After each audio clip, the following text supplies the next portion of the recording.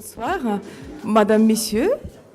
Nous sommes fiers de vous présenter une nouvelle exposition, L'Air du temps, l'art de modernité, qui observe à travers les œuvres de grands maîtres tels que Picasso, Degas, Vlaminck et bien d'autres, les transformations qui sont produites dans la société européenne, avec l'accent sur Paris, pendant une période courte mais intense, voire déchaînée, extraordinaire, extravagante, 1900-1930.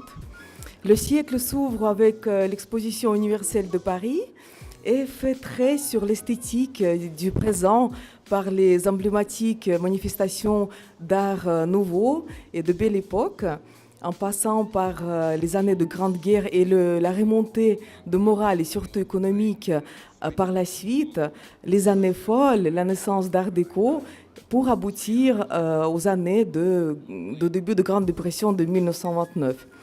Donc on présente une période extraordinaire, malgré les hostilités de 4 ans, 14-18, remplie de joie, remplie d'espoir, avec l'invention de toutes sortes qui ont vraiment changé la vie quotidienne, qui ont libéré la femme et transformé la société.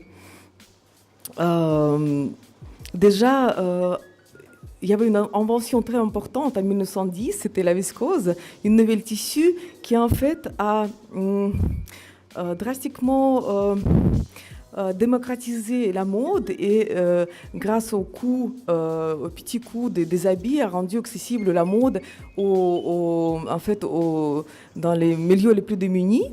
Par la suite, à partir de 1913, les femmes émancipées en Europe commencent à se faire attendre de plus en plus les voix, en exigeant les changements aussi dans les codes vestimentaires et des habits.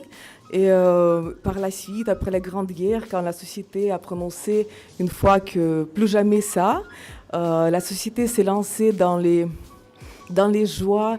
Les nouveaux mondes ont envahi l'esprit. Venus des États-Unis, on a commencé à vibrer avec les musiques d'outre-Atlantique, avec la musique noire. Donc on a vu la naissance de plusieurs cabarets, ce que vous pouvez voir à travers les œuvres ici de Vlaminck ou de Tapert dans l'autre salle et de Van Dongen. Par la suite, toutes ces années, manifestations des années folles qui ont aussi ont trouvé leur place à travers dans les œuvres des grands maîtres. Aujourd'hui, ça peut être trompeuse de penser que la mode nous a libérés, a permis cette liberté et confort d'être en société en pyjama.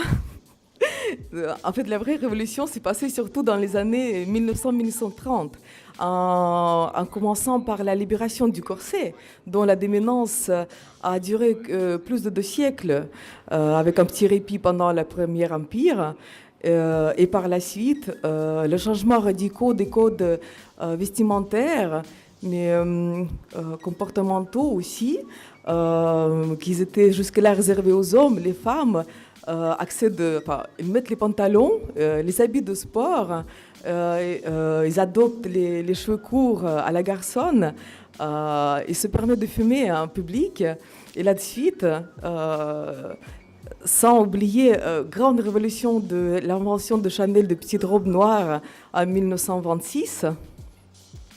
Et comme j'ai déjà dit, la démocratisation de la mode où les femmes les plus démunies des milieux